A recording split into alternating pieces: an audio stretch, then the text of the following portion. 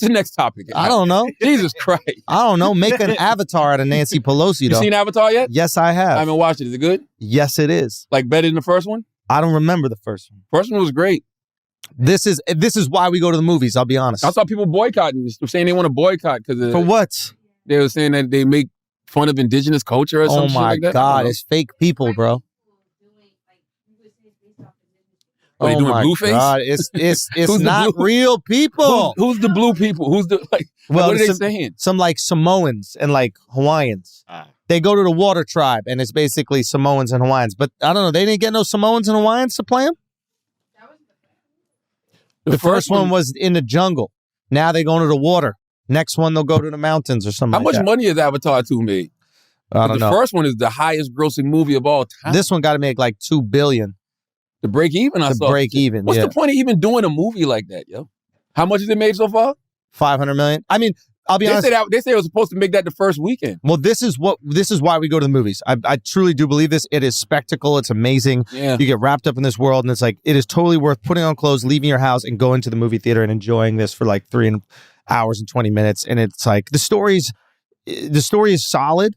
To some people, to my wife, she's bawling out crying. My boy Derek Poston, hilarious comedian, he said he was like so fucking teared up by it. He was like embarrassed. I didn't get teared up by it. I guess I didn't relate to the story as much, but the spectacle, what they built, like it's genius what they just put together. You know what's so interesting that you say that?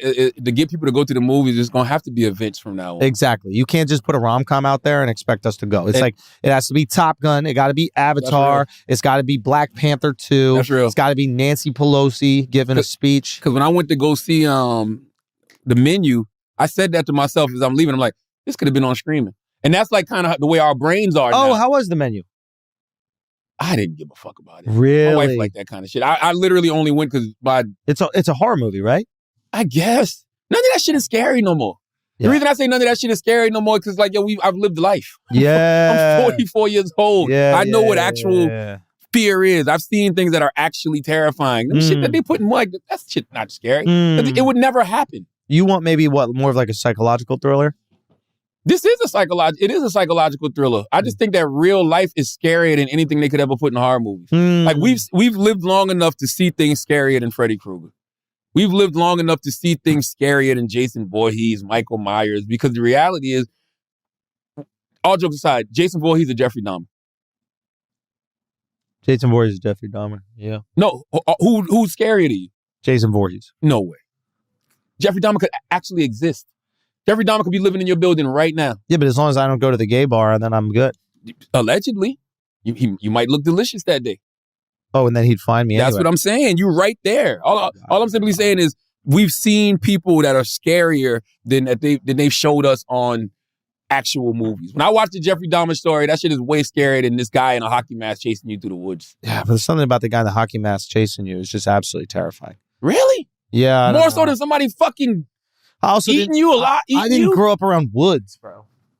You know what I mean? Jeffrey Dahmer was in the city. That's my point. Yeah. So Jeffrey Dahmer could be in your building right now. Yeah. I read a story the other day in the New York Post at the time. I think it was the Post.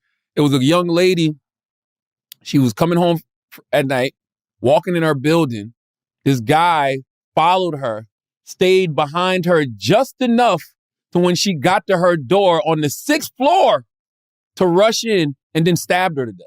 Jesus Christ. You know what I'm saying? And people were like, everybody in the building heard it.